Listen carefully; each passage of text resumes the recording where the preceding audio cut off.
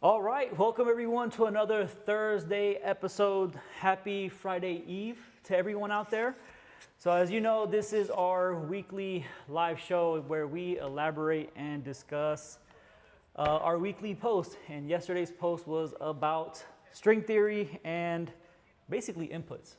Yeah. But before we get into that, as usual, we don't have much to sell here. The only thing we really have to offer is a link down to OpenTrack Insurance, which is down in the description of this live. So if you do go check them out, just for transparency, we get a small kickback from them. But otherwise, that's more to benefit you. So when you guys are on track, something happens, you guys are prepared with OpenTrack. Otherwise, the only product that we have here for you is these videos, our brains. Felix's brain mainly, but so make sure you guys join the conversation because we would love to hear more from you guys. Get that right, Felix? That's absolutely right. Jorge is spot on with all that. We're just here to help you guys. I get a lot of questions when we're on track, and I get a lot of questions throughout the week. So I think this is a good place to kind of, I'm gonna start sending people here to just. Listen, if y'all don't come here to the lives, y'all can't ask nothing during the track weekend. How does that sound? If y'all want me to work on your cars, I can only work on them through the live. Espérate un momento. All right, guys. So yesterday we posted a video on string theory, and this was actually a result of comments that we got on Instagram. So if you're not following us on Instagram at Saga Motorsports on Instagram, we posted a video there of my third track event in the GT4 and my first time at ECR. Yep. And it was actually my last session of the weekend. And Okay. no, it was my second to last. Anyway, and we had a bit of a moment coming out of turn 3. Just so you guys know, when you guys comment, when you guys have discussions with us on the live, we actually listen, we actually read it.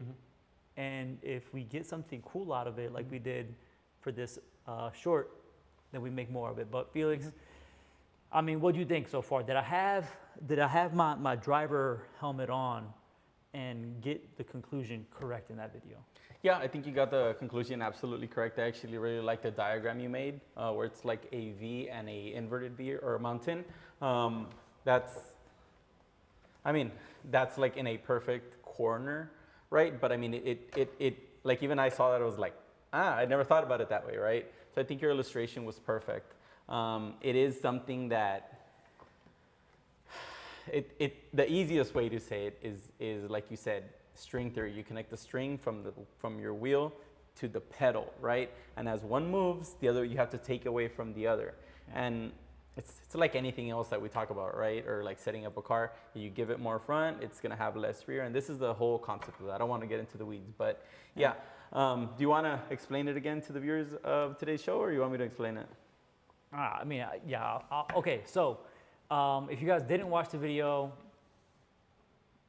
I will tell you to pause it and go watch it, but this is live, so don't pause it and go watch it. But it is on Instagram, so you can probably pull it up on your phone. So essentially what happened, we have in turn 3 at ECR, or Eagles Canyon Raceway, it's technically 3A, 3B. It's a double apex to the left, and literally, like I said in the video, camber just falls off. Falls away, You can see it on the video too, where it looks like it's going downward. It's hard. It's going downward a bit. I saw it because I felt it, okay? So on entrance, everything is fine. We, track out midway through that corner and then go back to the apex. And then in me fashion, I'm like, and giving it all the gas. So what ended up happening there is essentially string theory. We forgot that the steering wheel and your throttle pedal should be connected in your brain. And when you have too much wheel in it, and you don't give it the slack it needs from the pedal, you break the string, you break traction, and you can have either a good time or a bad time depending on how you view that. So that's essentially what string theory is for the most part. And like I mentioned in the video, you can also make that connection between your steering wheel and the brake pedal, because you don't want to land with a ton of brake and a ton of wheel. Ask me how I know.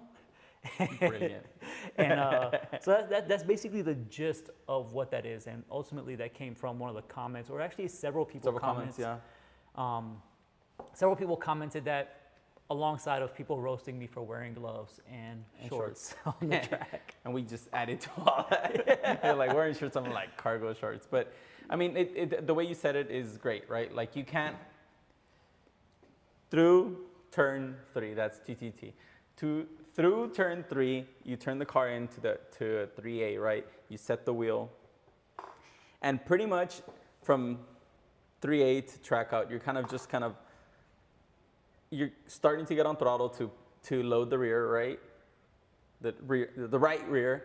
And then with that same wheel input, you're just making the car turn with throttle, right? You don't want to add more wheel. You don't want to get super abrupt on the throttle. You set the wheel, you go to throttle, right? Which is what you're doing. Now, you go through 3B, you want to make sure to make the apex. And again, you're going to make the apex by releasing or adding throttle. If you're too early, you can add throttle, and then that moves the car right. Anyways, so what you did is you kept the wheel in the car, and the car started, you did your full arc, and you started setting up for 4. You started moving left, and everything stayed the same, except you added more throttle, right? So that's why the car got a little bit upset. You had your little correction, you had a little moment, and then you were on to the next. And I'm gonna be completely honest with you guys. I did not, like my brain was in no man's land when that happened. When it happened, I'm just sitting there as if I was on the sideline watching it all happen. And Ryan's in the helmet going, dude, counter steer. And I'm like, oh, let me go ahead and do that. Which, by the way, that happened back in May. I'm better at counter steering now, baby. So we don't work that out. You experienced some of that. He knows. He knows. But we're not going to belabor the whole point of string theory today, right? Because we already spoke about that. Really, what I wanted to kind of pick your brain about today was about inputs, right? Because when we talk about inputs in a car, we've talking about the steering wheel, the brakes, the throttle. Now we're connecting them between the different aspects. And that graph that we showed in the video, I actually got that idea from Tim, because Tim Strell, he actually explained it that once you get to a certain level, your inputs should all be connected, right? So if you're on the brake, once you start trailing the brake, that's when you start turning the car in. And then once you get to the apex, you should be completely off the brake, but that's when immediately the throttle should start increasing, right? So I got that concept from Tim. But the thing that I always struggle with is this concept of smooth inputs. And hola to Simon. What's up, Simon? But the concept that I always kind of struggle with is that people always like to say smooth is fast. And if you've ever been in the car with Ryan, with Felix, that steering wheel don't look smooth at all. And just so you guys can understand, when I'm thinking about smooth, I'm thinking smooth. Yeah. Not this the whole time. So I kind of have an idea because of watching like sim racing content.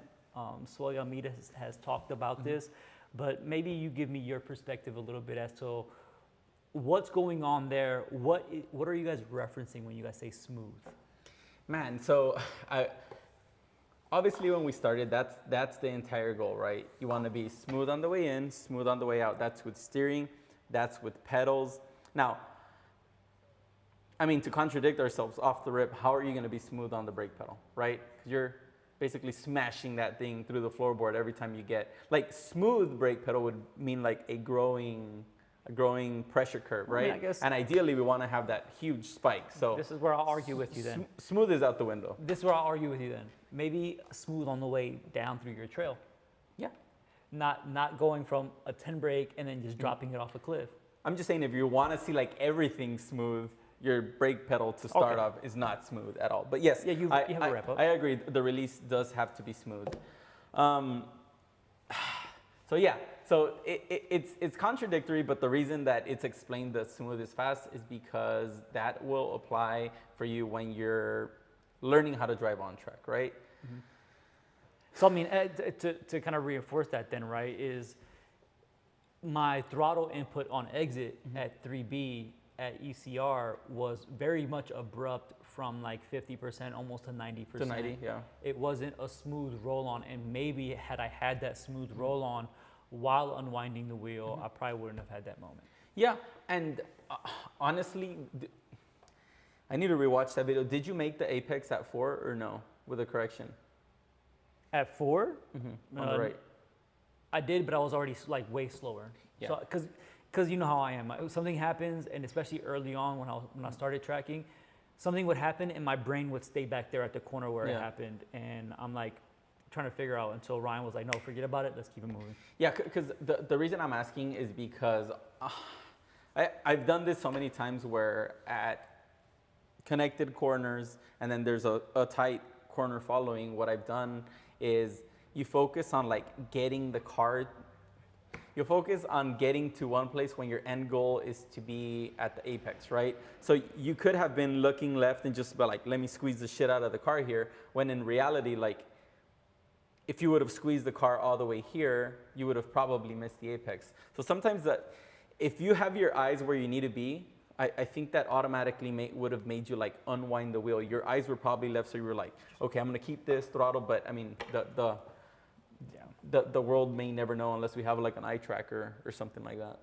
I mean, the helmet cam will tell you that Where you're pointed. I was definitely looking where I was spinning out Yeah. at.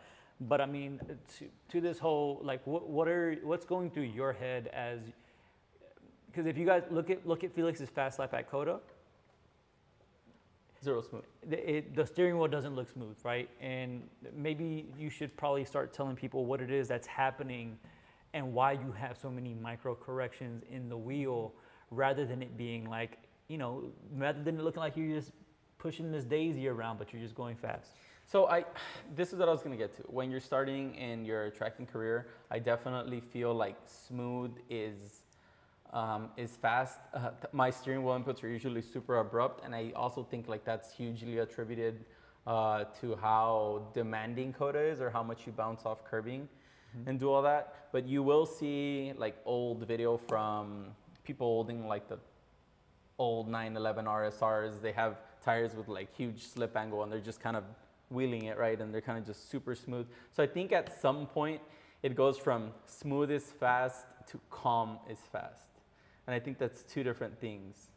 And if you look at my videos, yeah, you see that there's a lot of inputs, but you don't see like I don't feel like I'm wrangling the car. I think at some point in my career, I did feel like I was wrangling the cars. Like you could tell where I'm like, just, and right now, like, yes, I'm doing a ton of corrections, but I feel like it looks calm. Yeah, I mean, it's not frantic, and it's not frantic in the sense where you're constantly trying to fix a problem that you didn't anticipate happening. The best way that I can probably boil it down, just watching it and obviously having talked to you about it plenty of times, is the reason why you're able to set a flyer at Coda the way you do is because you're finding the line, you're finding the edge, and then you're constantly pushing the boundaries of that edge. And a part of that is like when people walk on a tightrope and they're getting ready to fall, so they have to like shimmy their way the other way. That's exactly what you're doing on the track, where it doesn't look as smooth because you might have already felt something happening and you have to make that instant correction for it, because you're finding the limit, you're getting back on the limit, you're passing the limit, and you're constantly doing that all the way around the track. Yeah, I guess, man, I had it. I was like, I guess it goes from like smooth is fast is, I guess is distributing the pedals well, and I think to take the next step, you have to like exploit combining pedals, right? And that's where you start getting like cars that understeer too much, or cars that have like weird attitude. It's because you literally have too much wheel for the amount of throttle you're trying to throw at it. So I guess from smooth is fast it's smooth is fast with an asterisk, I guess, or smooth is calm, and yeah, I get what you're saying. It's a progression where, if for somebody like me starting, being smooth definitely results in you staying on track, avoiding abrupt inputs. I mean, obviously braking is kind of abrupt in the fact that you're ramping up from like 0 to 90 relatively quickly in big brake zones like at Coda. But you obviously don't want to just chop it off when you're turning the car in, because then you lose all the weight, the weight on the car. Transfer, But for you, you're being smooth, but you're also having to make corrections because of what I just said. You're finding the limit, and then you're backing off of the limit. Yeah, and Sorry, but and this is important, right? You can do that because you have the seat time. You can do that because you know what the car feels like when it's doing certain things, and it's instinctual in you to make that micro correction to keep the car on track. Whereas somebody like me, I am getting better at catching the car. For the record, that video in ECR was in May. We've had plenty of other track events since then. I've had plenty of other sudden moments, and I've caught the car plenty of times. So I'm getting better at it. But am I to the point where I feel like I can make those micro corrections for an entire lap? Probably not. Probably not. Yeah, and one thing I wanted to, hey Larry, and Simon says, Felix seems to be fast but smooth, not Nachi. Yeah, that's probably a good way to put it. That is a good way to put it. Not notchy, and I think that might be a good way to. And you know, Simon and I, we were at ECR this past weekend, and he hopped in the right seat with me just because he wanted some pointers online. And he right away he noticed that I'm like more aggressive or deliberate in my inputs, right? Like if we're going through the back section 8, 9, I'm like 8, and then 9 it's like turn, right? And there's nothing smooth about that. But if you're trying to find the absolute grip, because he was asking like, how much wheel am I supposed to have here? And I'm like, well, if you turn it more and it turns more without the rear getting upset, you know what I mean? Like you gotta. But this is where people like you have if you sit there in the passenger seat, which you have, and you go, you can turn it more and give it more. I'm like, no, brother. And this is where me riding right seat with you and you proving it to me would probably be better. But anyway, continue. Yeah, but Simon was just like, man, like that. I don't know if he called it aggressive. Simon, jot down the word that you called it. But Simon's like, you're giving it like a very substantial input, and the car's taking it. And I'm like, yeah, because you're trying to move weight, and smooth kind of it partially goes out the window. Okay, so follow me here, right? When all the inputs deal with the balance of the car, right? Obviously, accelerator makes you go, the brake makes you slow, the steering wheel turns. But what you're doing is managing the weight around the car. So maybe your inputs necessarily, once you get to a certain level, isn't that they have to be perfectly smooth. It's how you transfer the weight around the car has to be smooth. So if you get the weight on, if you're, 7, 8, 9, 7 at ECR is a left-hander, and then it's followed up by a right-hander. That's 8, 9, 10, sorry, yes. Yeah, and then it has another left-hander.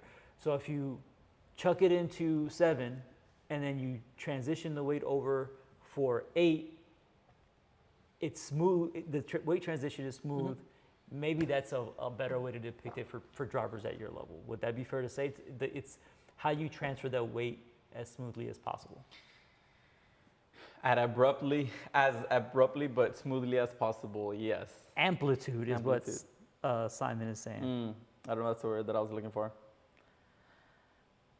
Yeah, I don't know if that's the word that I was... stuck us with that one. Yeah, you stuck us with that one, Simon. But did he say deliberate? It might have been deliberate. Yeah, that I was more deliberate with my inputs because he says in his 2RS. And maybe if I was driving a car with 700 horsepower and way more weight in the rear, I would be more calm with my inputs. I mean, you would have to, but in a mid-engine car, you can, I mean, that's the advantage of a mid-engine car. You can really throw it around in the corners. Yeah. I mean, Larry is saying that it's partially about how much, not just how often. So I mean, for me, you're definitely putting the car where you need it to be, and a part of me thinks that it's just because you know how much the car can take, and if it doesn't take it, you feel it immediately. Between you, Ryan does the same thing. Yeah, Ryan does the same thing. Yeah. I'm watching Ryan, and he's like 6 inches away from somebody else's bumper, making corrections. Yeah. Telling them to get out of the way. I'm gonna go off the rails here, but we looked at our data for Saturday at ECR, and from turn 1 through turn 6 or 7, we have like a 1/10 gap all the way, and we're just like trading the whole way. And then into 7, I got him, but like literally for 6 laps, we're within a half a tenth of each other, just kind of trading laps. It's super cool. Hey, shout out to Ryan, man. Shout out to Ryan, yeah. Ryan's fucking killer. Ryan, as we get closer to the year, we actually have some cool stuff coming up for the live show. But I don't know. To me, it's just as somebody who's newer into actual driving. I mean, I've heard about these things on the sim before, where being smooth. And before I started driving, we would mess around in the sim upstairs, and it's like you would see that I'm like having patience with giving it throttle. I'm having patience with, unwinding and the wheel and everything. But once you get into a car in real life, it's just like there's just so much happening that I completely forgot about even string theory to begin with. And that's when I see drivers like you and Ryan. It's a constant state of finding the limit and bringing it back. So maybe walk us through some of that process and what it looks like when you're in the car. Are you thinking about anything, or what are some of those things that you're feeling that's having you correct the car so quickly? Man, it's the GT4 just. I think where I benefit most from driving a GT4 is that the GT4 you kind of have to make, this makes no sense, but hopefully it makes sense. You have to make it do something. So that's why I'm always like, when I'm giving it those steering inputs, I'm hunting for front. And then sometimes even like a front input makes the car rotate more, right? So that's me like loosening the rear. So you can't get there without seat time. But I feel like at this point, I've developed a correlation between how much brake this car can take, how much steering can a usual car take here at this apex with this much steering, right? Or how is it, I mean, that goes into tuning and how the car should feel and all that. But with seat time, you'll get to combine all 3 pedals, and then if you add shifting into there, because that is also one of the inputs, you add shifting into there, you're just adding cues to what you're gonna do next, right? I talked about this last time on shifting, right? When you're going on the downshifts, you grab the downshift, and you know that like at the top of third, or at the top of second, or midway through second, the car is like at 40 miles an hour, and you can actually turn the car, and you just start ingraining that to yourself. Mm-hmm. Now, a lot of people are the believer that you should stick to the same car, try different cars. I mean, that's como dicen en Mexico, that's punto y aparte, that's like besides the point. But it's just seat time, because seat time eventually you'll pass someone offline, and your car will be all fucked up in a controlled manner, right? But you'll realize you don't have as much braking power, and you can't roll as much throttle because you're too pinched into the apex. So the combination of inputs is definitely what gets you next level, and the only way to explore all that and balance and grip, it's all connected. Yeah, and I think this eventually goes back to what we discussed a while ago with regards to just having markers on the track, right? Mm-hmm. Is that you're setting a limit, and then you're finding if that limit works. And more often than not, for new people like me, let's just say turn 1 at COTA, I don't remember the exact marker, I just know where it's at, where I'm usually braking. But let's just say the 200 markers where you start braking as a new person. And then you feel like you still have to provide throttle to get it to the apex. Well, then you can start pushing that boundary a little bit more and more into that corner. I feel like that's what you guys are doing with your inputs in general, is that you guys are finding, okay, this worked here, keep it. If it doesn't work, toss it. And maybe some of you guys that are actually on the live right now can help us out and tell us what are some of the things that you guys are thinking about, if anything, when you guys are on track when it comes to your inputs, right? I'm curious to know. I know Larry has some. Larry always has some really good tips. Larry has some good just like he has some really good inputs. So I'm really curious to hear what you guys have to say. I mean, I've heard about things like shuffle steering and how some people don't like that. Shuffle steering doesn't necessarily look as smooth, but if you look at the steering wheel itself, the steering wheel is moving pretty smoothly. It's their hand that's readjusting to get it done. I don't find a problem with it, but I mean, some people do. Yeah. Man, it's crazy, man. This smoothness can be attributed to so many different things. And you know what? I've had super smooth laps that were fast, and I've had like messy laps, meaning like you could tell that me and the car were all over the place. We're all over the place, and they were still fast. So there's definitely like a middle ground on how much hunting you need to be doing when you're out there, right? And before you get to your point, I was gonna say there are some cars that reward a smooth driver. Like there's, I'm just gonna say like our 2RS, right? When that thing was fully kitted out, if you found yourself dancing with that car, like it was sliding around and everything, you weren't making the lap time. You weren't. And I don't know if because it started overworking tires or what the deal was, but that car you could just not, like you couldn't dance with it at the limit because it wasn't gonna reward you with lap time. And a lot of people around me told me the same thing in the 2RS. And you go back to a 3RS and you push it harder and you start sliding it or you start dancing with it and you start just finding the lap time, right? Because it's rewarding. As you're dancing with it, you're giving it more steering with more wheel, more wheel with more throttle, and that's where you find the last few tenths is when you start combining inputs.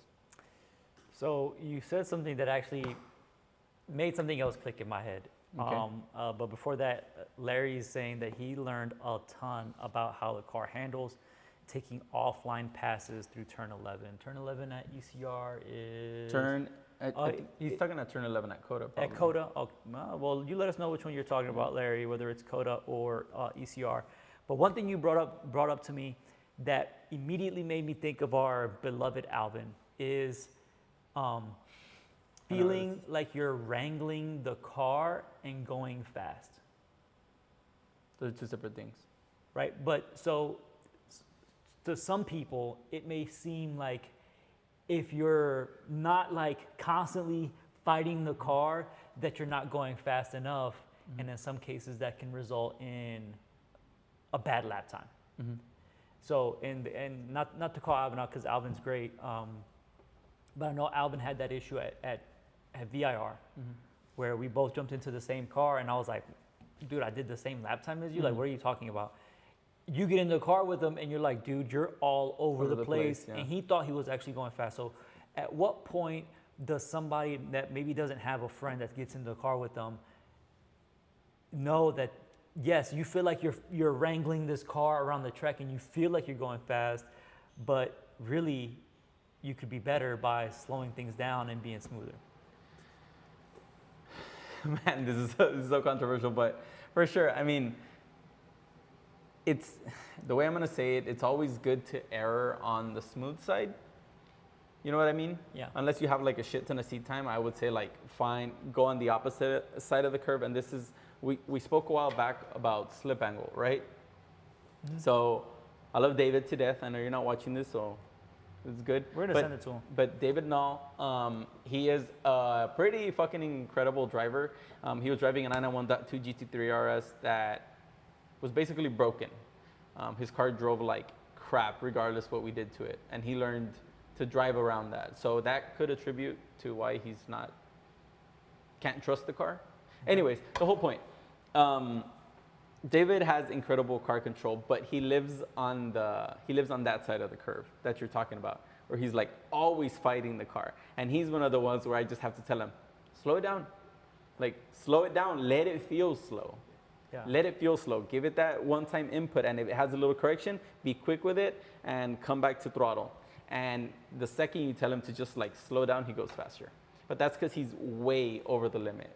So to a point, like I just think about my own driving, right? Where I'm giving the car a ton of inputs, and I think about it like, man, if I had no inputs, would the car be faster? And in my opinion, it's probably no, because I'm making it do something. Like this is so controversial, and honestly, it's crazy. And I think the best baseline is to have someone in a similar car, like you said, have a friend hop in with you. But if you don't have that available to you, 100%, not because the car is just moving around everywhere. You're like, this is all the car has. Like, no, someone will hop in the car, and someone like Ryan, who doesn't have too many corrections, and be 2 seconds, 3 seconds faster than you, and you were like, well, I thought I was good, right? Because the cars everywhere where it's like, it's so some of those people won't have data systems either. Just throwing it out there. That's the bad part, right? Because I mean, if granted, in the video where I did my thing at ECR, granted we have better luck because we get to see the data and we get to confirm what we thought happened, which everybody kind of already knew because you could hear it. Yeah.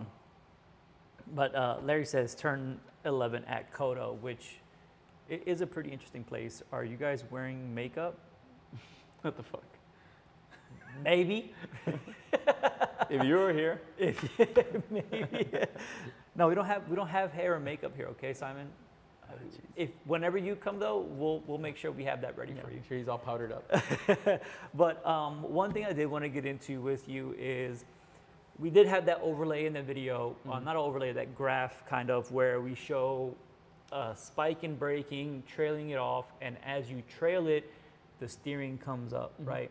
And that's in a perfect world that I made that just to kind of depict what a chained connection for all your inputs look like. And I wanted to see if you had any examples you could show us of what that looks like live. So Yeah, I definitely do. If you want to hop over to my screen. So this is going to be at the corner that Larry just spoke about. So turn 11 at Coda, left-hand hairpin. Like we spoke about already, is going past the smooth involves combining inputs. But yeah, let's get into it. So I'm gonna try to make this one a little bit bigger, but I'm gonna leave this here so you guys can still see where I am. So steering, so what we have pulled up is speed, just because I wanna see that. Speed, the second one is steering, the next one is accelerator pedal position, so throttle. And then the next one is brake pressure. Since we're speaking of combining inputs, this is what I wanna see for some of you guys, is whenever you're getting off the throttle right here, you should be getting on the brake.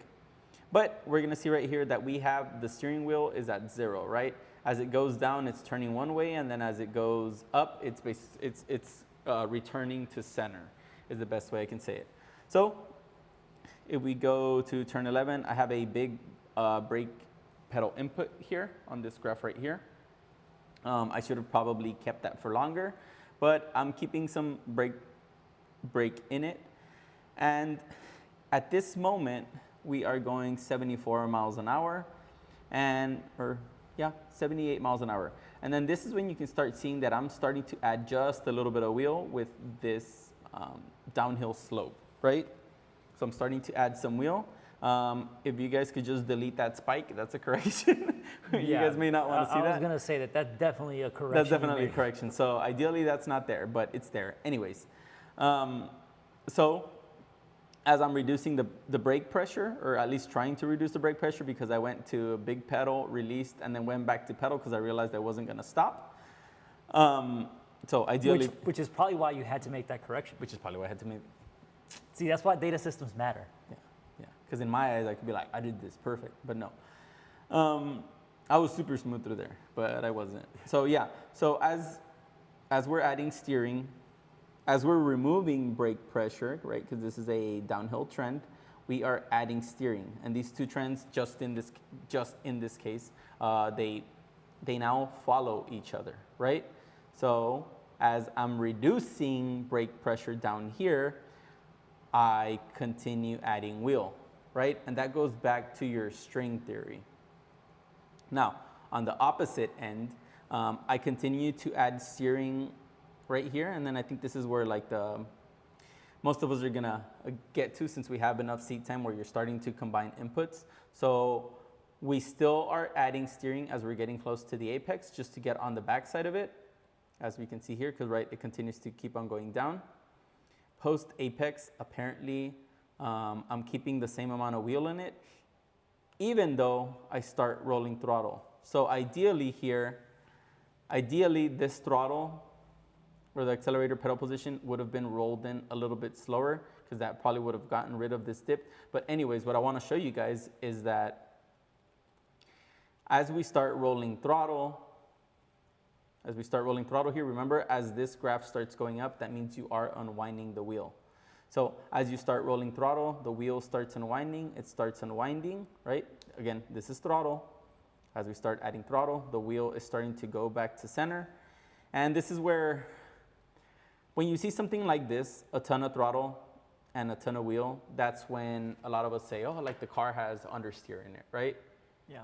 But that's me causing the understeer, right? Because that much steering and that much accelerator pedal position is gonna cause the car to understeer. So I mean, so there is a point in which that you can give the car can take more throttle and not have a moment on track, but that's when you're going to have when you as a driver would have induced understeer into the car rather than a moment in the car. Is that fair to say? I mean, say that again because an understeer can become a moment super quick. Well, sometimes. Well, okay, so let's just say in this case, the car obviously didn't have a weird moment, right? You're just giving it more throttle with the same amount of steering angle. The car is just going to keep going in the direction that it's going in. Yep. So at a certain point, not every time where you have steering in the car and then give it throttle is it going to result in a big moment, but instead it can result in you having an understeer rather than oversteer, which is what happened to me, and the car almost went off. Yeah, and then it also depends what type of car, right? You are in a Cayman, which, like I've said before, I feel can like swap ends pretty quickly. But in a 911 that has all the weight in the back, this is what you usually fight on exit, right? Because the car, since it has the weight in the rear, is super hooked up, and you're still like, you know, the car's not gonna have a big snap, especially not these new cars because they have all these killer electronics.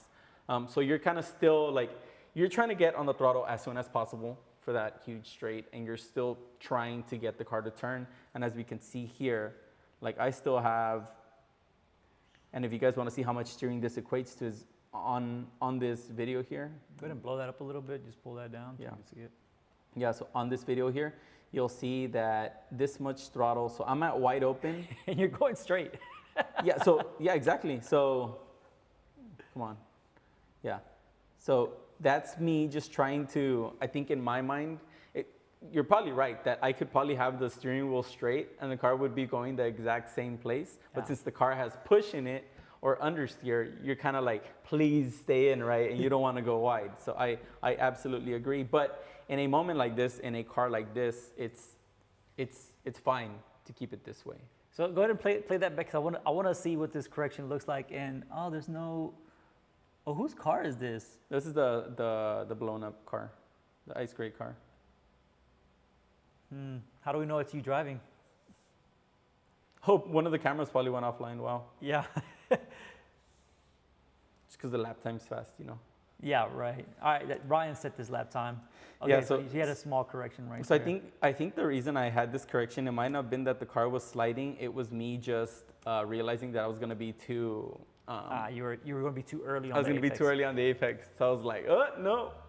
Okay. Yeah, so I made that quick correction. And then on exit, it was still not terrible, but yeah, a ton of wheel with a ton of throttle, usually not a good recipe.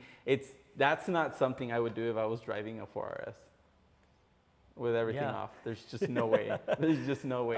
So Go ahead and pull up the graphs again, make those graphs a little bit bigger. And this is just to kind of hone in back on that discussion that we were having.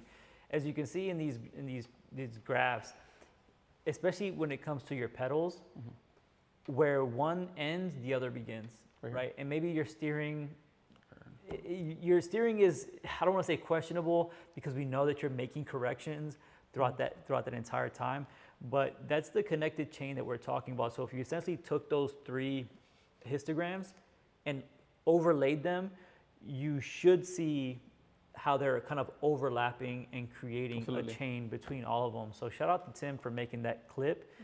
And Larry is saying it's exactly what I do. So Larry, Don't call him out.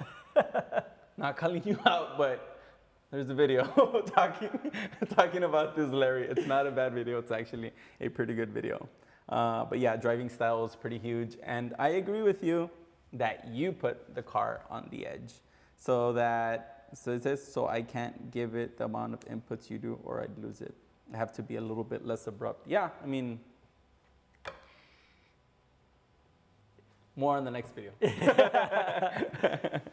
But yeah, so just to wrap this up, and look, let me go to turn 13, and then I'm gonna throw you guys a curveball.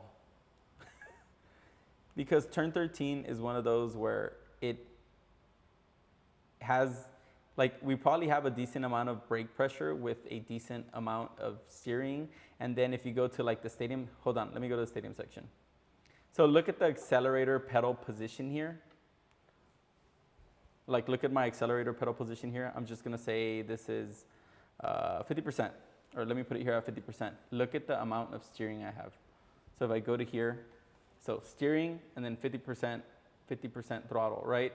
And again, this could be that this car is okay doing that. Let me, Now, I don't know if you might be at 50% there, but if you went to 90, I think that'll be a different. Grace in the car, right? No comment. Yeah. So I just want to make sure, I want to see if I made that apex. So yeah, I mean, this is, let's see here. Let's let it play because I think I had a correction. So correction, turn, and then yeah. Yeah, so the steering and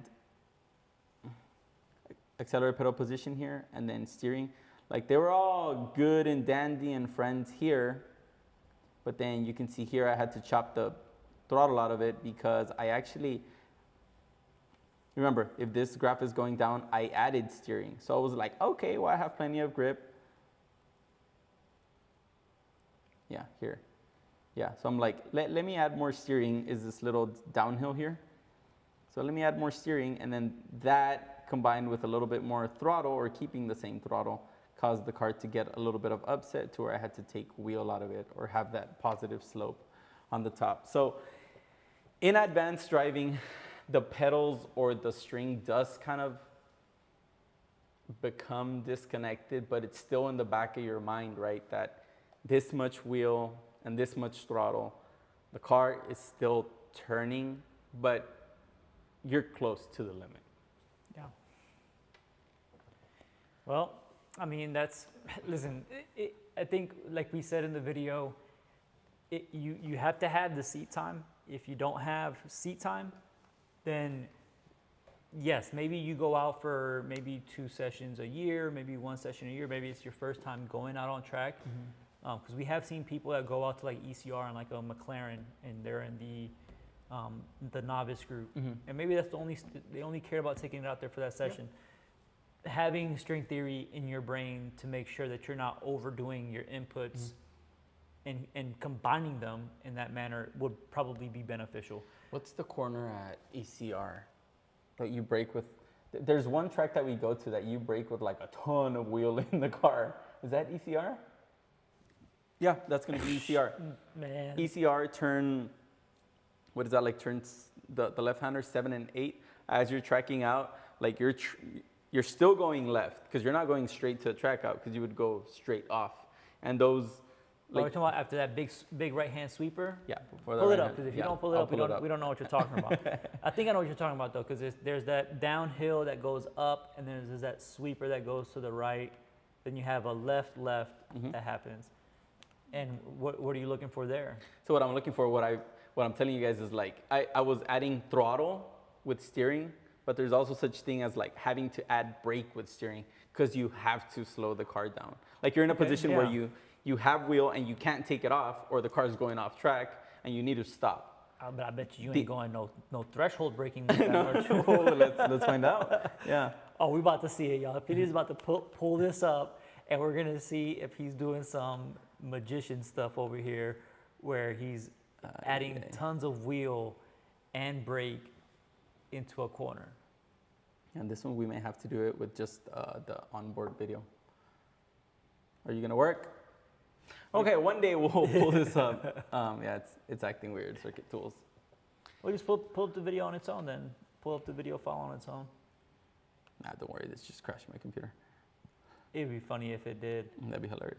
But I mean, I guess I could see an instance where you are giving it some brake while you're not giving it a ton of brake, but coming out of the carousel at COTA. Yeah, you're starting to brake as you're moving the car. You're moving the car to the right, and you're having to give it brake to get it to slow down. But I mean, I guess you're kind of in a straight line, because you're going from the track out of the carousel to the right side before 19. Yeah. And I guess that would be a straight line. But Look at let me go ahead and pull up Let's check it out here. Hold on, I think I'm driving Miss Daisy here for some reason. I'm driving Miss Daisy again. What's going on? Okay, not driving Miss Daisy. You're again. probably doing one of your infamous Cool down 30-minute cool down laps because you only ran 2 sessions. Listen, laps. Okay, here we go. okay, I'm gonna let you. Before I get my shit talking Limelo. in. Okay, so using some of the track, Some of it, sure. and then we're turning the car in by releasing, and then here at this later section, man, I wish I could go slow, but here's where we're gonna see, look at the wheel on the left, and then look at all the brake that you haven't, and it's like You you gave it a have to. spike. You gave it a spike there. Yeah. Let me go back a little bit to here. So I'll take this off. Let's focus on the line, and then let's focus on the brake. So yeah, the combination of inputs is real and it's necessary. You could kind of like rim shot this this whole section, but I don't think it would be the fastest way to do it. So like you said, it's not a threshold brake because you can't, right? But dude, let's just go back, right? Okay, back to where- Because this is the stuff that kind of, not that it bugs me, but go ahead and play it. So you're full throttle, and then you're throttle steering through this whole section. Muévete pa' acá. You're throttle steering through this whole section, and then smack the throttle to 100, The brake, yeah. and then hit the brake. Yeah, I mean you're looking for those last tenths. You're dancing on. And this is what I'm saying, that for people like you, you're trying to find where that limit is, and that only comes with seat time. There's no way you get a novice into the car and then you go, hey, smack that throttle real quick, Yeah, like no. and they're gonna be like, I want to tell you no. Yeah. And that's the stuff that's where the smoothness aspect, that wasn't smooth to me. Oh, that was super smooth. I'm kidding. Como dice, "Mariendo." No. But it's not smooth, but it gets the job done. And you're right, having that brief moment of 100% throttle in that moment does give you a few tenths. Maybe not a few tenths, but maybe it gives you like 0.01 or 0.02 I agree. of time there. Yeah, I agree. Dude, Felix driving like a that's like the a yellow madman. GT4. Listen, guys, She's dialed in. listen, guys, if you guys have not driven that ECR yet, you guys are missing out, like big time. So if, and by the way, please, guys, make sure you guys like the stream, show it a little bit of love. This way we get that thing boosted up there. So, but if you haven't driven ECR, you guys are missing out. Coda's great. Coda's got a lot of speed. You get to see your car going 150 plus miles an hour, depending on what type of car you're in. And that's fun, but just having to work the entire time, because, I mean, Well, this one's better. leave that up real quick, Felix. Look at the track layout. If Up you look here. at this track layout, there is nothing but connected corners. There's only one corner? Not even. Everything is a connected corner. So you're working. A lap here is very rewarding, no matter how fast or how slow it is.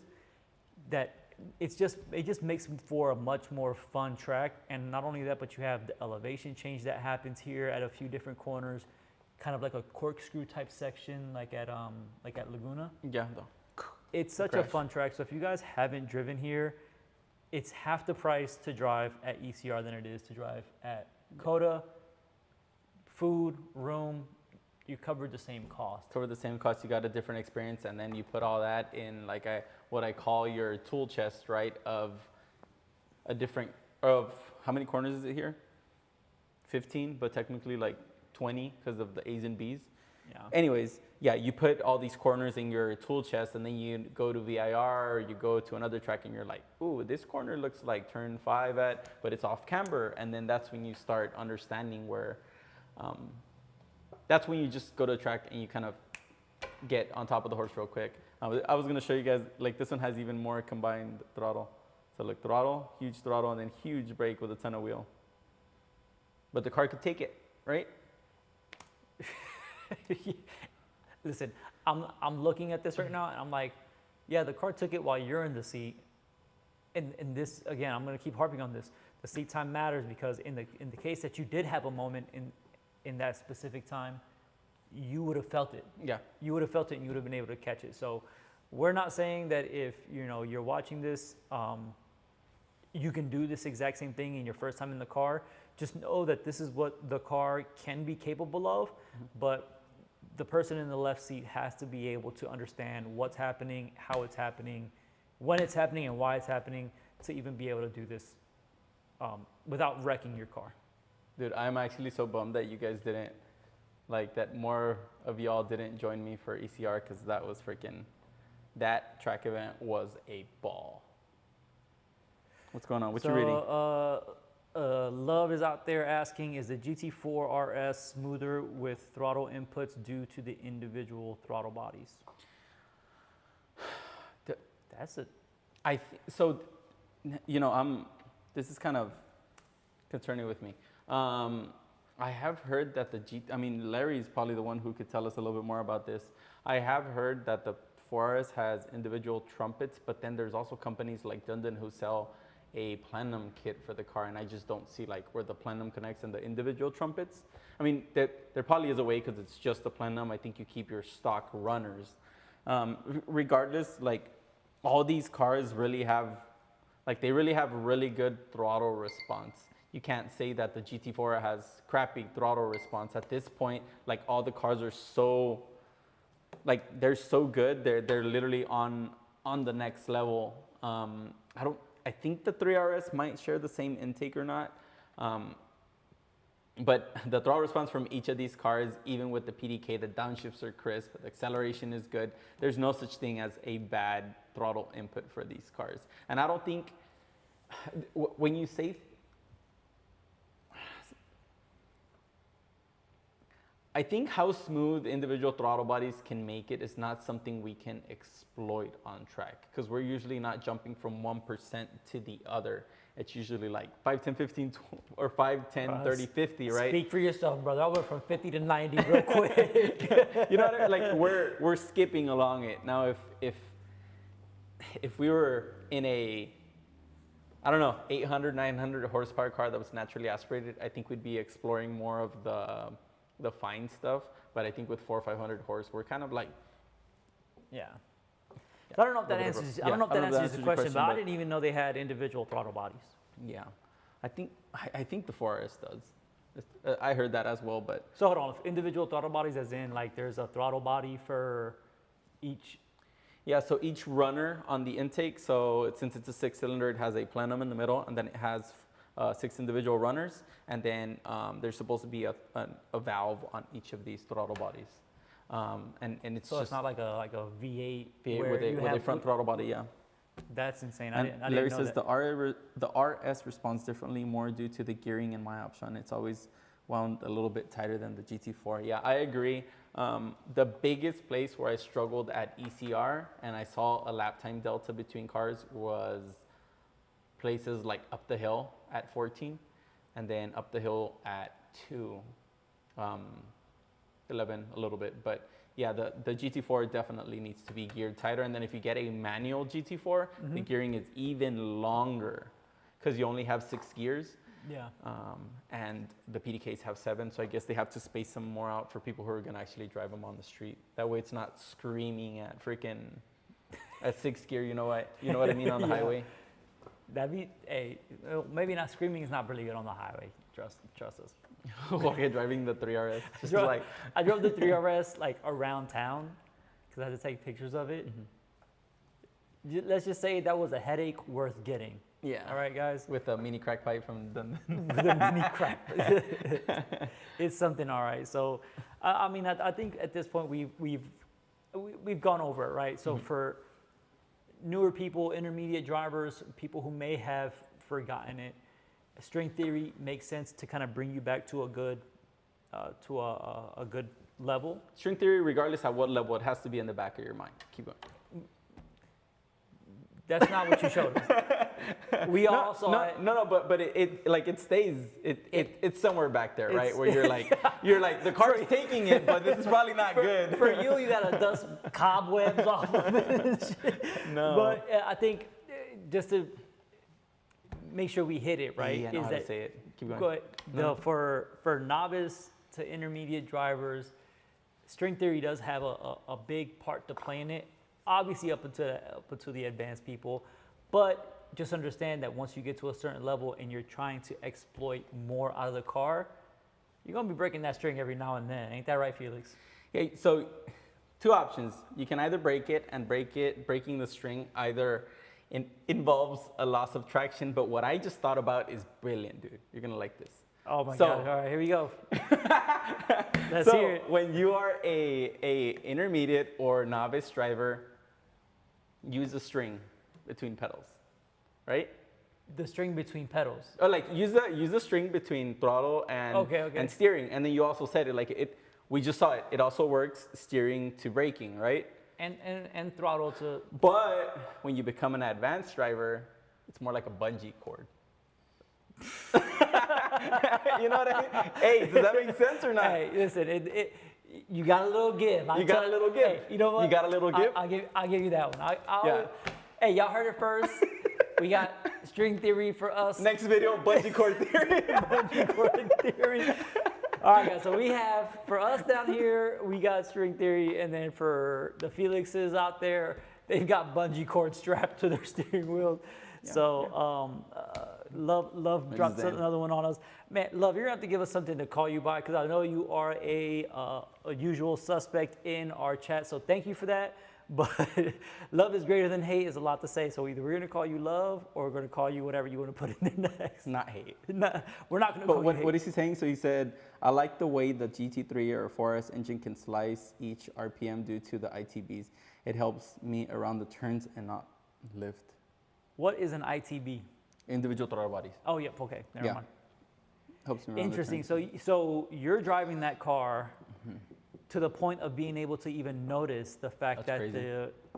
the ITB, since I know what that means now, is giving you benefit. Man, That's impressive. that's definitely impressive. And is this on track or is because you know what I mean? Like if this was around town, I think that's where you can really feel the resolution, right? Maybe. Because as we saw, the resolution kind of disappears when you're on track with the inputs and with everything. So yeah, I don't know. They're saying it helps him around the turn and not lift. I don't listen. When I'm driving around town, I ain't lifting nowhere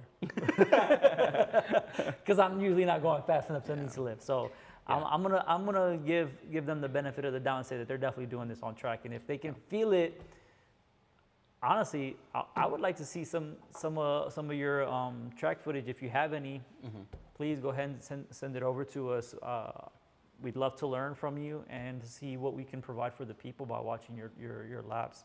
But that's crazy to me. I didn't know it had individual throttle bodies, and the fact that Love over here is driving it to a point where he can feel the benefit of that is you're in tune with the car for sure. For sure, yeah. I'm sure very little people can experience that because I don't think I have it in me or my inputs are too abrupt to feel that. But one thing I was gonna say before y'all leave is this whole string theory is kind of bungee theory. No, bungee theory. Again, I said this, I forget what video we were talking about, but what we do day by day breaks this. Like he said Watkins Glen. Oh, I'm a geez. sucker. I'm a sucker for Watkins Glen. But anyway, continue. Okay, it was Watkins Glen, high speed, cool turns, a ton of, a ton of camber. So yeah, you really have to feed. But I would know if I went there last time, but I didn't because I had COVID. Yeah. Anyways. And you got the rest of the sick. Yeah. Yeah. So what I was saying is that keep your driving habits from the road on the road. And I think if we all want to kind of implement string theory, like you could apply it to your daily use, but then you'd have to start driving the car like you're taking apexes. So I'm gonna be honest though, sometimes I'm like, let's figure this out. Because it just makes driving on the street fun, even though I have started kind of playing with left foot braking in my truck. You totally should. I think it's a great next step. Just to get used to it a little bit, but. Tell them why you put the TJ's video on left foot braking. Because you wanted to show where both pedals are being used. Yeah, so if you guys watched the video that we put out yesterday, towards the end, there's a clip of TJ driving with a passenger. He was actually giving a ride along.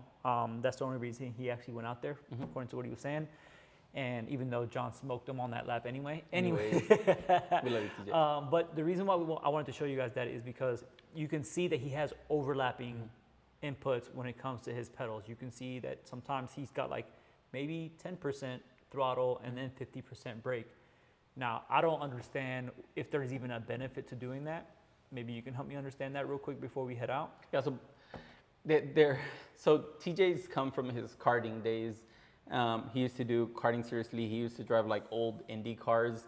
I honestly think it's just a bad habit. I think in our cars, it's something you can get away with, but I've driven some cars on the street where when I started learning left foot braking, once you start overlaying them, the car's like, nah, don't do that, right? I mean, is it worse than not having any inputs in the car?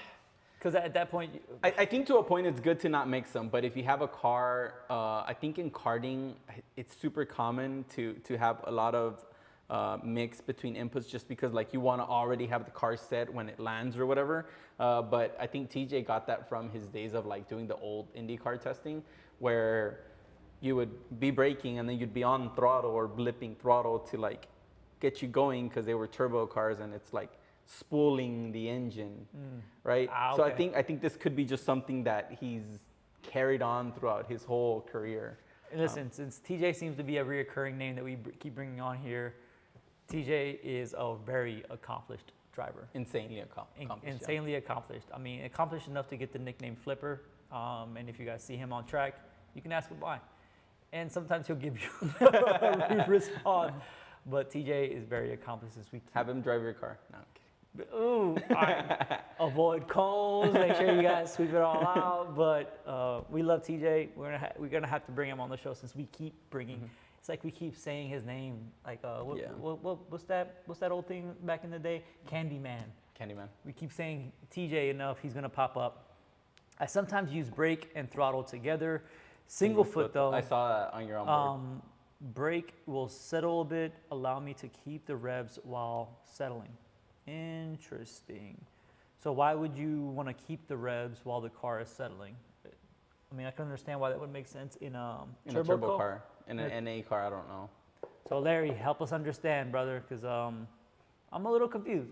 And this is why I like talking to you, because sometimes you bring up some interesting things. Yeah, Larry, I did see I saw you posted one of your, or you sent it to me, of Coda, and then also did Matt. And yeah, I saw that you had a lot of overlay. I've also seen overlay from people like John, and I'm just like, what's going on? But the craziest part about all this is like our 2RS, when we would go into braking, the car would actually add throttle. But that's the car's computer wanting to keep That's the car's computer boost. saying like, let's get it, buddy, right? So in reality, like that's kind of what they'll be doing, but high torque to take off. I guess. Okay, Larry, here we go, buddy. But couldn't pedal you just cam on Larry's car. Yeah, well, not only that, but couldn't you just use shifting to get the high torque? That's true. Like the high torque gun. Well, get out of here. But couldn't you just use shifting to accomplish the same thing? Yeah. So Larry, we might need to talk about you, shifting. We might need to talk about it. And Matt. I love you, Matt. Dang. Oh, you know what? Hey, yeah. I'm not shifting yet either, and that's a upcoming video for us to do during my next driving event. So we're gonna be trying a lot to close out the year. So I'm coming up on a year of driving. Yeah. And we're gonna see how far we have come. If you've gone in. Huh? Hey, with all these moments on track, there's got to be something in this brain. But all right, guys, I think we have gone over all of it. Yeah. Thank you guys so much for joining the live video. We always appreciate it. We see the usual suspects that join, and thank you guys for showing the channel some love. Like I mentioned earlier, please like the stream. If you're watching this after the fact, watch the video or like the video. Share it out with some folks. We always try to use this as an opportunity to help everybody out, because at the end of the day, if I get better and you get better, then when we're on the track together, it's a fun time. It's more harmonious. It's more harmonious. It's possible, just never learned to do it that way. Okay. Well, time to learn, buddy. Time to learn, yeah. So, and for those of you who are watching now or are gonna watch later, if you guys ever have any questions, please leave them. Leave them down below. If you have a buddy who loves this crap and has a ton of questions, send them our way. Send them our way. We're here to help. We're here to give tips. Tricks. Actually, get on your phones right now. If you're not following us at Saga Motorsports on Instagram, make sure you do that. We're going to start posting a weekly Ask Me Anything. So those questions that get posted into those stories on our Instagram will then be brought here. And obviously, if you join the live, you guys can actually get to ask your questions live, because as you can see, we interact with anybody and everybody who puts something in there as well. So make sure you guys follow us on Instagram. We're gonna be putting those AMAs out there so we can get those questions rolling. And if you ask if you join the live, you get to ask those questions directly to us. He's got the big brain. For free. I'm just a test dummy. So we're here to work together and get you guys on track and be the best driver you can. So, Felix, got anything else for him? That's it. Thank you guys for taking the time. All right, guys. Well, thank you guys, and we'll catch you guys.